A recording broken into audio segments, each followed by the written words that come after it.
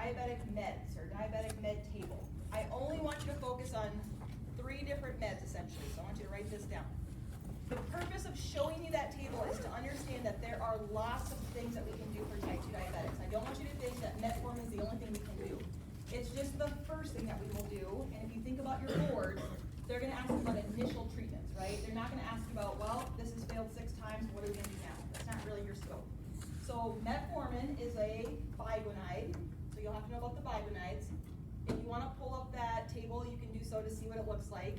But basically, I filled out kind of it's like a med template on bigonides. What do you need to know for the test? I also want you to know about sulfonylureas. Okay, do you remember an example of a sulfonylurea? It looks like glucose. It can be like glyburide, glipizide, but it has like the glyburide, glucagon. So those drugs, I want you to know about those, and then the insulins. And that's it. So the insulin table that you learned in the fall, where you have your rapid, your short, your intermediate, and your long-acting. I get that those are multiple meds, but your insulins. And then your bigonides and your sulfonylureas. Those are the number 1, 2, and 3 drugs for diabetes. And that's the most likely chances you'll get on your boards for medications. Okay? So these last few PowerPoints were just on the insulin. So it tells you those kind of needs to knows on when you have a rapid acting insulin. You want to make sure you're eating with that. Checking the sugar before with the sliding scale. On your test, you might have between, I'd say 4 and 5 questions where you just look at a table. You might look at a sliding scale table. You might look at the insulin drip or DKA. There might be some type of potassium protocol where you have to go look it up. Those are not hard questions. You just have to be able to read a table. Which in practice, how often do you look at a protocol? A lot. Okay, so could accidents occur by looking at the wrong thing, even though it's not a difficult thing? Yes, it could happen. So I'm getting you in the habit of looking at a table, looking to see what you need to give based on the protocol. Okay? We also are going to talk about sick day management. So when people are sick, this is our sim from Tuesday this week, where the person was having a gastroenteritis, where they had some type of GI bug, or maybe they ate something that wasn't agreeing with them, and they had no intake of food for a day or 2, was having vomiting and diarrhea. In a person that doesn't have maybe the capacity to understand the diabetes pathophysiology, in their mind they're going, I'm not eating, so what would they stop doing? Taking their medication. So whether it's type 1 diabetic or type 2, maybe if they're type 2 can't get their drugs down because they're puking all the time, or if they're type 1 diabetes, they say, I know my blood sugar is going to be low because I'm not eating.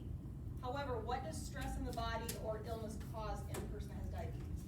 It raises their blood sugars, okay? There's one component that usually triggers the increase in blood sugar, and it is one of your counter-regulatory hormones. So remember, there's 4 that will raise blood sugar. One is glucagon, which comes from food, or your liver if it needs to make it, but food is glucagon. Epinephrine can come from the stress too, but cortisol. So remember when you're getting chased by a bear, you're going to release epinephrine and cortisol. And what does that do to your blood sugar? It increases it. Okay? So during stress, where you have an illness or hospitalization, this is why people in the hospital, they could be NPO for a couple days, but they have a massive infection. That could cause your sugars to be increased. And patients will ask you, why are my sugars high? They're never this high. You want to look at their illness, that could be the cause, or medications that go with it. So what is one med in the hospital that 99% of the time will cause increased blood sugar? And it's a type of med you give for a lot of infections. Prednisone. You have steroids. She said prednisone, but she's on the right track. So corticosteroids in general, whether it's prednisone, methylprednisone, mometasone, doesn't matter. Any steroid will cause a bump in their blood sugar. Sometimes too, even when you manage diabetics outside of the hospital, they really try to stay away from steroids for people that have a bronchitis, because that could really mess with their blood sugars. Okay, so sick days, we have to have this education. A lot of this test is diabetes, okay? And then having a scenario come up where you have to educate someone on what to do. Because think about a new diabetic, the kind of education that goes with those patients, it's going to require a lot of time and repetition. They cannot hear this one time or have a handout of a pack of 20 and be expected to know this. So every single time you're in the room, you should be talking about their diagnosis and giving education. It is not good to sit down for 2 hours, you guys have all witnessed this as students, how much do you absorb in 2 hours versus bouts of 10 minutes at clinical when you learn something? You probably retain it more by having little small bouts of education, okay? Same concept. So when they're sick, they should always check their blood sugars. No matter if they're eating or not, they should check it actually probably more if they're sick. So a lot of times they'll ask, well, define sick. I have a little headache. Do I have to check it more then?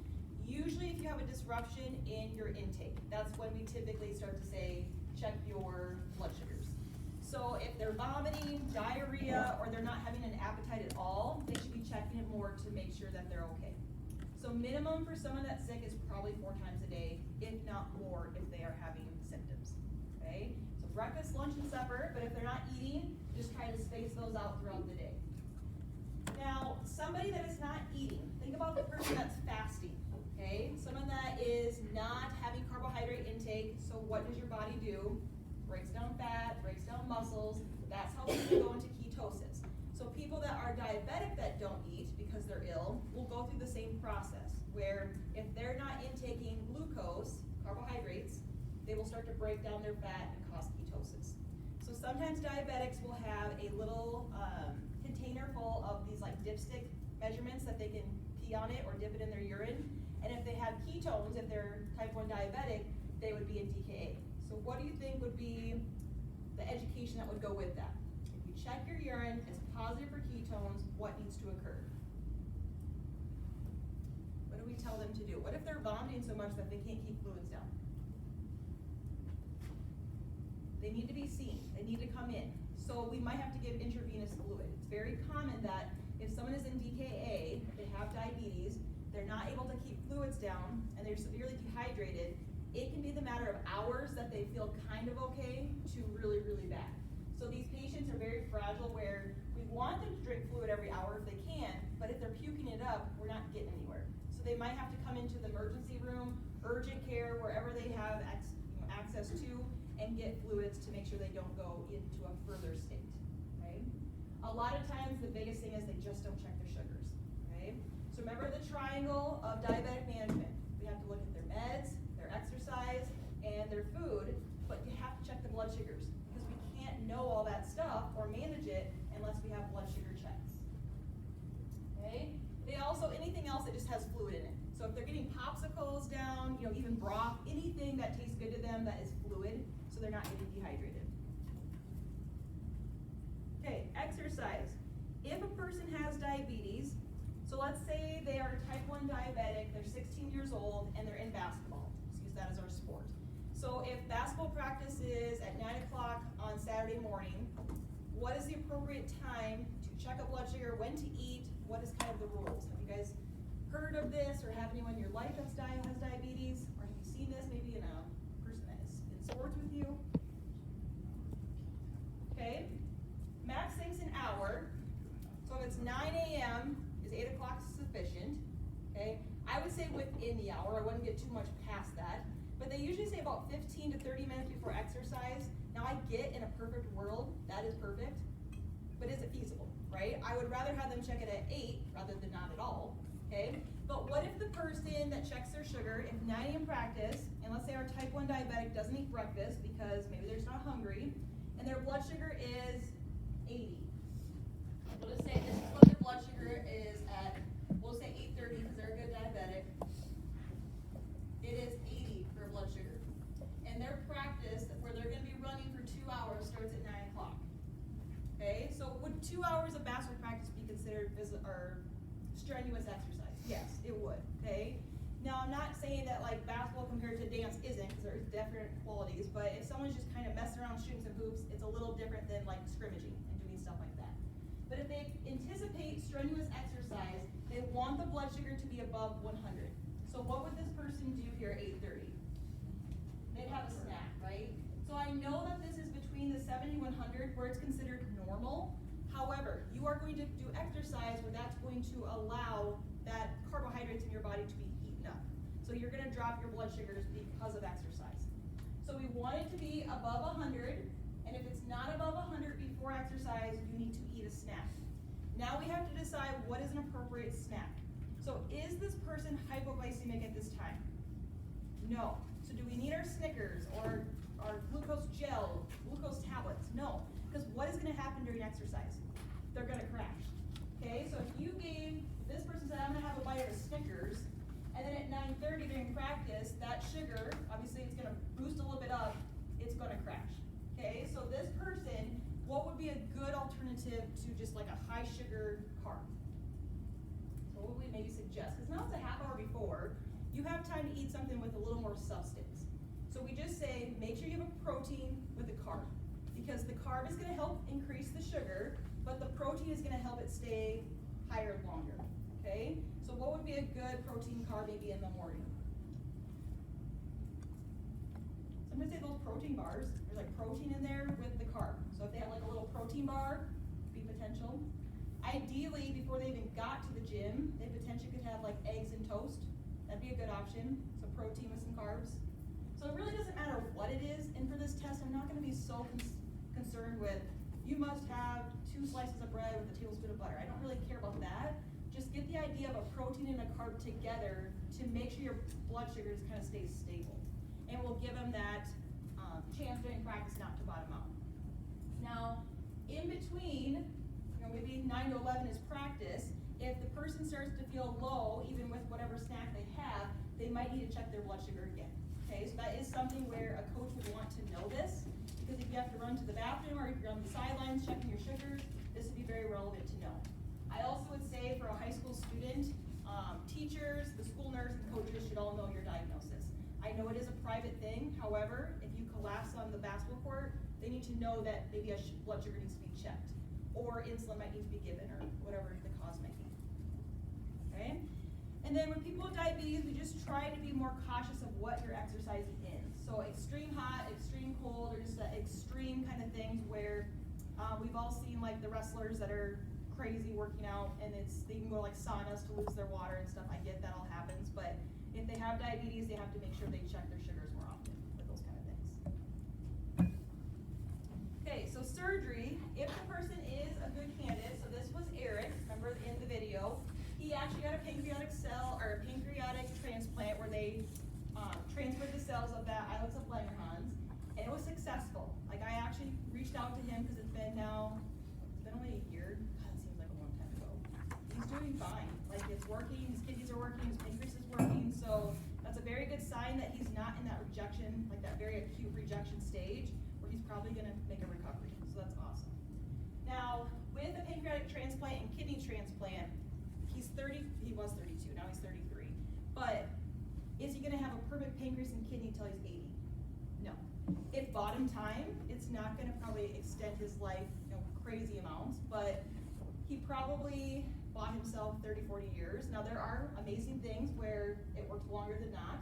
However, if he's still doing okay, he could potentially get another transplant in his life. He could, as long as he's maintaining what he's doing, because he's a good candidate. But pancreatic surgeries are very high risk. There's a lot of recovery that goes with it. If you remember back to his video, it kind of sucked because it was COVID. His wife wasn't allowed to come in at that time. Like that would be just awful to think a major surgery like that and you're kind of alone. You do have the nursing staff. But that also puts into perspective what your guys' role will be in a year or two. You're like their crutch, and if you're the only support person, you gotta be there for them. So these people that have these surgeries, the biggest thing after is that just because you get a pancreas that is put into your body, it does not work overnight. It takes time for that body to kind of accept it, and it can take a couple of weeks before the person's pancreas and kidney start to work. The same thing goes with the kidney transplant. So if a person's on dialysis and they're in stage 5 kidney failure, if they get their kidney transplant, it does not start working immediately. It takes about 3 to 4 weeks for that kidney to take, and that's when they'll know if they potentially are going to reject it or not.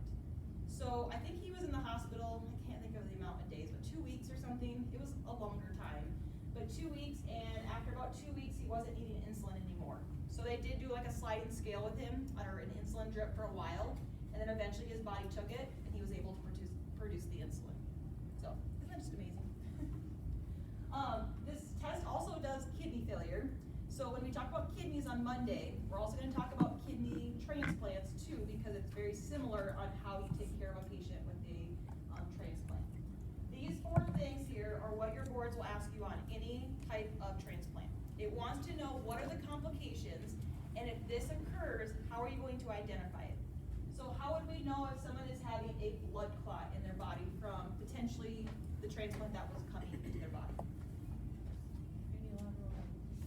What's that? Unilateral. Okay, so if it's in the leg, but let's say it was in the pancreas where, you potentially might be sending that blood down, a lot of times the clot ends up in their lungs. It really does, because if it's higher up here and the blood has to return to the heart from your pancreas or even your kidney, it doesn't normally push down, it goes back up to where it needs to get oxygenated. So if that is a clot that occurs, it probably will get stuck into your pulmonary vascular. So if you have a pulmonary emboli, what do you think the first sign that someone starts to exhibit? Because most of these are going to be found in the hospital, because remember Eric, he was in the hospital for 2 weeks. They're monitoring for all 4 of these things to make sure they don't happen. They get acute shortness of breath, okay? Anytime someone is breathing fine on no oxygen in the hospital, and all of a sudden, boom, they need oxygen and they're tachypnic, that's a bad sign. That usually means that they probably threw a clot. We know with any patient, the #1 risk factor in the hospital is a clot, because they're sitting all day, they're not moving as much, they're not doing the activity that they normally do. So if this person throws a clot, you typically see it in the lungs first. Okay, so making sure that you assess for that type of respiratory complex.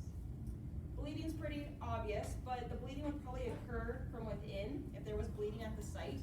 We can't look on the belly and be like, yep, looks like they're bleeding. However, when people bleed, you start to see it in their vital signs. So their heart rate will become increased and their blood pressure becomes low. I would imagine that a CBC is done every day on these people to watch for infection and also bleeding.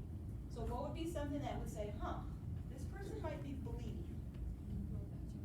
Yeah, their H&H becomes lower. So we're kind of watching trends to see if their hemoglobin, hematocrit are getting lower. And then obvious signs would be, if their heart rate goes really high, if their blood pressure becomes really low. That would be something obvious that we would see. Okay? Infection has to do with the surgery itself. This is a very invasive surgery, and if you're getting like a kidney transplant on top of that, it is an invasive thing that you're going in. If the person donating the kidney, it always has to come from somebody else that is relatively healthy, right? We don't want to take a kidney from someone that has MRSA. Okay, so you probably noticed that when people pass away, they have to be on life support in order to donate some of those organs. So they try to make sure that they're perfused, but also they can't have any type of infection like, anything major like MRSA, C. diff. That would not be a good candidate for transfusion to get in there, because then they could get that and die, right? They're very immunocompromised when they get an organ. Okay, rejection. If you remember back to pharmacology, there was a question, and it wanted to determine, is it a rejection or an infection? Because they present very similarly, but they're usually, when you get an infection from getting like a transplant, because you had surgery, what are maybe some signs you see with infection? Probably one of the first things is like your white count will increase, so your labs will show it, okay? Remember a shift to the left? What is a shift to the left? It has something to do with your differential, your white blood cells. So we have our white blood cells, but let's say it's like 11,000, where we know that that might be a little on the high side of normal, but not crazy. But we have our neutrophils, which if you remember what neutrophils do, it's the first cell that gets to the site of infection. They're very early. We also have something called bands, which are immature neutrophils. And that is where the shift to the left occurs. There is an increase in the immature neutrophils, called the bands, and a shift to the left will show up before your white count. So you might have a little bit high white count, but no one's jumping out of their seat for this. But you'll see that their bands are increased, and you'll say, there's probably a bacterial infection brewing in there. And you'll hear the doctors, providers say it's a shift to the left. So if you ever hear that, you'll know what that means. Okay? Kind of more of a medical lingo, you'll hear that a lot. Okay, that's one thing. So once we see that, where do we look for infection first? So let's say it's a kidney, pancreatic transplant. Usually we think, okay, maybe there's something in there, but it could be as simple as you're immunocompromised and you got a UTI. And could a UTI really disrupt this whole process? Yes, absolutely. Your body's immunocompromised, you got a urine infection, could spread to the blood and cause your body to be even more immunocompromised, which could cause rejection. So we have to be very careful about giving probably some pre-op antibiotics to prevent this. So we always look in the urine. Where else do we look? Lungs, okay, because someone could get like a pneumonia, cause problems. So we probably do an x-ray of the chest, a UA. What about stool? Think of any orifice, any hole in your body that infection can get in, they're gonna check it. Now, if no one's having diarrhea or anything, probably not gonna mess with this. However, if they're having diarrhea, we will check for it, okay? Usually, lungs, because in your mouth, you're gonna look in your orifices below too, to see. Rejection will happen most likely in the first 3 to 6 months. Now, I'm not saying never, but if you have not had rejection symptoms in the first 3 to 6 months, you're usually pretty good. What will they be on indefinitely? Immunosuppressants, right? And sometimes those corticosteroids as well. So they'll never get off these meds no matter how much they hate the meds, whatever. If the person starts to show signs of rejection, what do they do to the dose? They increase it, okay? Now there is an end result that says you can't go past this dose. So if they get to a point where they've done the maxed out dose on immunosuppressants, that's kind of like, well, if this doesn't work, we're gonna have to take it back out, okay? Have you seen a kidney transplant x-ray? So inside of your abdomen, if you have a kidney transplant, they do not take the old kidney out. So if you have your 2 kidneys here, like obviously in the back here, and let's say the right one's bad, they'll leave it there, they take the vessels that are coming to that right kidney, and they put it like into your abdominal cavity, and they connect it. So if you Google right now, excuse me, and kidney transplant, and just put like a abdominal x-ray, it will show you 3 kidneys inside of their abdomen. Why would they do that? Okay, for rejection. So what they'll do is if that one fails, they'll take the one that's rejecting out, hook them up to their bad kidney, and they'll have dialysis again. Yep. Now, what if the pancreas fails? So Eric's situation, he did a life and death situation here.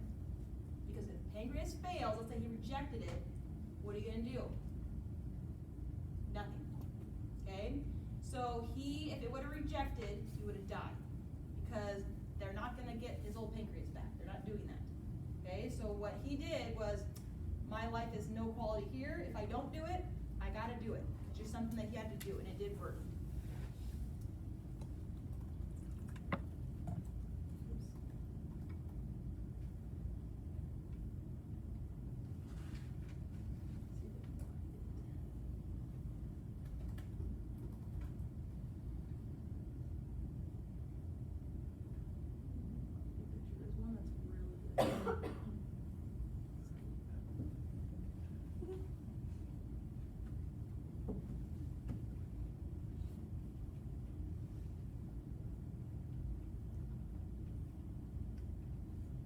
There's one that's really good.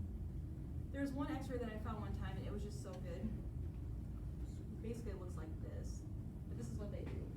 There's your 2 kidneys, the problem ones, and then the one that's transplanted, which is like this. Isn't that kind of cool? You have 3 kidneys. But they do that for transplant. Now, you can have one functioning kidney and live a fine life. There might be some cases when you get a little older that it could start to decline.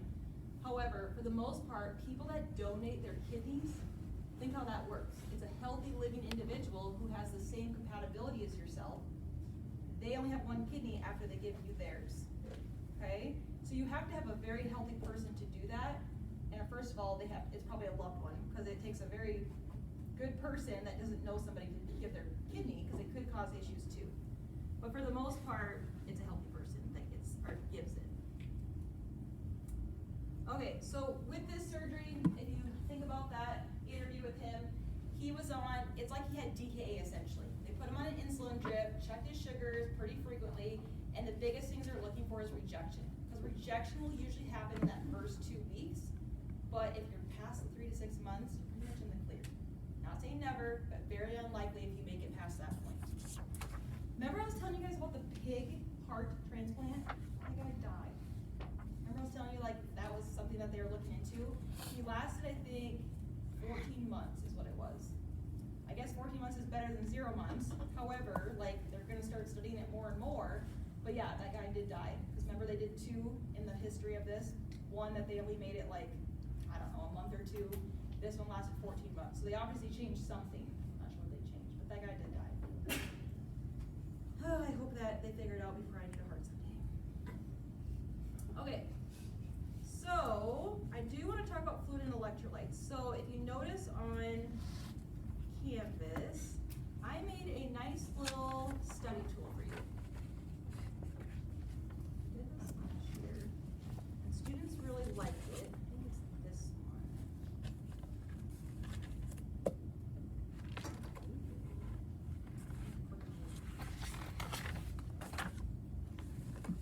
This, and I also wanted to show you. So over the weekend, you will have a little assignment to do. We have these case studies. I actually made these new this year, but this will be due next Wednesday before we start reviewing for our test. And it's not extensive, but there's a reason why I chose these case studies. There's like 4 or 5 scenarios where you have to answer 3 questions on each. So you read through the little scenario and then you ask or answer the questions. So I asked you these specific questions because they're exactly going to be on your test. Okay, I'm not wasting your time. So I want you to take these case studies seriously. I do not want you to work on them together. Okay, I want you to work on them by yourself. So in the past, we've just had some issues with one person did it and they sent it out to the whole class. I do not want that. Okay, I want you to work on it like a study guide. Do it yourself. It should not take you a terribly amount of time. There's like 4 scenarios. And we have Mrs. Gao, Mrs. Hullinger, Mrs. Schroeder. We have all those people helping you out with your patients, okay? With their permission. So make sure that you hand that in here. It will be a completion grade. I'm not looking for right or wrong answers. I'm looking for you to just go practice some case studies. So if you don't know the answer and you can't find it anywhere, just do your best and you'll get completion credit. So this is you hand it in on time, you get the job done, you get the credit, okay? So with that, I did do this little document, so if you want to pull it up. So this test focuses a lot on fluid and electrolyte. The nice thing is that fluid and electrolytes are not new concepts for you. I feel like this is something every semester you have to revisit because your boards are going to have labs on there in normal values, and you kind of have to know what the electrolyte does and how you're going to fix it. So I'll have to find from the fall. Remember that little worksheet I had to do at clinical? And it was like, is it an isotonic solution, hypertonic solution, and hypo? That's the same thing that we'll probably be doing for this test too. And so maybe on Monday I'll bring some more of those so you can practice. It's been a while, okay? But when we go through each side, I like to do side by side to kind of figure out the difference here. But I would say on your test, spend the most time studying sodium, potassium, and calcium. Because those, truthfully, in your body are the 3 that we look at the most when it comes to healthcare. If not, probably the king of all is potassium. You're going to get the most questions on potassium. You did in the fall as well. So when I pull up your test from the fall, you're going to see a lot that was probably just on potassium. The sodium is the fluids. So the isotonic crystalloid solutions, that is where sodium falls into this test. I'm probably not going to say what's the normal sodium on this test. It's just going to be a person comes in with, sodium of 110. What interventions are we going to do for someone that has low sodium? Okay, you'll have to know that the person's low. But these are the questions that I want you to ask yourself when you're studying. So I did the work for you essentially. Now you just have to kind of study it. So this is this is kind of your study guide for fluid and electrolytes. So with the sodium, thinking about hyponatremia, where would that fall in our range of lab value? So if I gave you that example of 110, right? This test, you're going to have to know, is it low or critically low? Because you've all seen at clinical when you get a sodium of 133. Are we starting to switch the IV fluids? No. This is not something that we care too much about when they're just small amounts of low. I get this is hyponatremia, but we're going to do a lot different things if someone has a 118. Okay? So what do people look like when their sodium is very low? What do you think? Tremors? You think there's tremors? If someone's sodium is low, there can be different reasons why. It could be because of intake, they just aren't eating or anything. It could be because of cerebral edema, sometimes they get edema on the skull, or fluid volume excess. Because think about my scenario when I said, if this is your body full of water, say it's half full, and I put some sodium in there, okay, and I don't change the sodium content, and I fill it with water, your sodium levels become lower because of dilution. It dilutes it with more fluid, so the more excessive fluid you get, the more it dilutes out your sodium value. So your sodium might be 135, but if they get a bunch of fluid, it might drop to 120 because of the dilution of that fluid, okay? So one of the things that we do for people that have low sodium is we actually restrict fluids because it's gonna make it worse if they get lots of fluids, okay? So no fluids at all. They might even get an MPO diet until they can correct the sodium problem. So if you remember back to hypertonic, hypotonic, and isotonic, what kind of solution is appropriate here because their sodium is low? So if you think about hypotonic, I'm gonna show you some examples here. Hypo, iso, and hyper.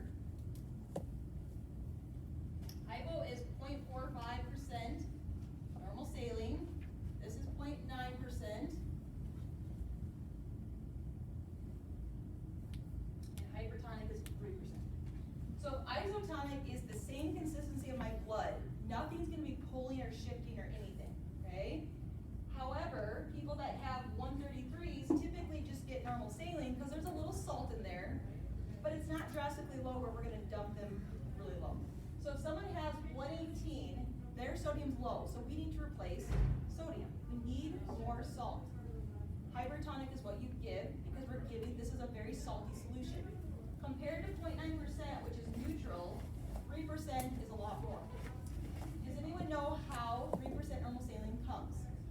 So we've all seen our 0.9%, it's a liter, right? It comes in a little bit, yeah. They don't want the fluid, they just want the salt. It usually comes in like a little 100 milliliter to 250 milliliter. Okay. There's also a reason why it comes small. What if you accidentally gave too much hypertonic solution? You'd cause problems or shifts of fluid in the body, specifically the brain. And you're gonna cause issues with cognitive status, you could cause seizures. It's not something that you want to accidentally give too much of. Hypertonic solutions are very potent. Do you remember how we give this very salty solution? Low and slow. Low and slow, so low amounts and slow. We do not want to correct a sodium of 118 in 1 hour. It's going to require probably the next 6 to 12 or 24 hours to get it back to where we need to go. So how often does a sodium get checked on something that's very low and symptomatic? Every hour. So where should they be? In ICU, okay? So they get every hour checks, every hour sodium checks.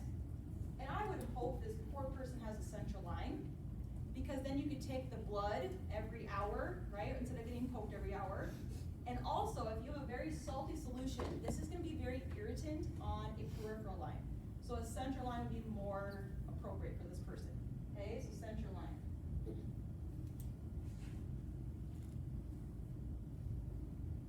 Okay, so that in itself, you want to restrict fluids, so no fluids. This in itself is what you look for on your test with if a person has low sodium. Okay, restrict fluids.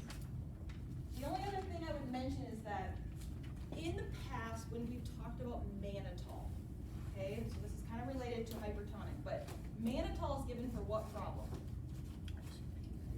Intracranial pressure that's increased, specifically for people that have like strokes, usually, they have bleeding on the brain.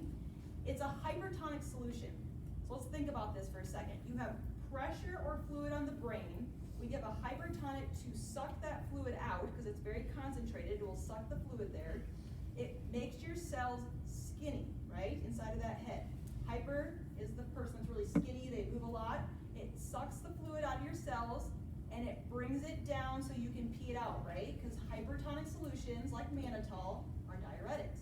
They bring the fluid off the brain and it has to go gravity-wise past your heart and lungs down to your kidneys. So who do we not give hypertonic solutions to? People that have CHF or fluid in their lungs. So no CHF. You could also think, okay, CHF patients have a lot of fluid on. That makes sense because these people typically have a lot of fluid on too, so we don't want that. Okay? What about isotonic? There's really 2 times that you give isotonic fluids. Dehydration, so I'll say hypovolemia because they can be dehydrated in multiple ways.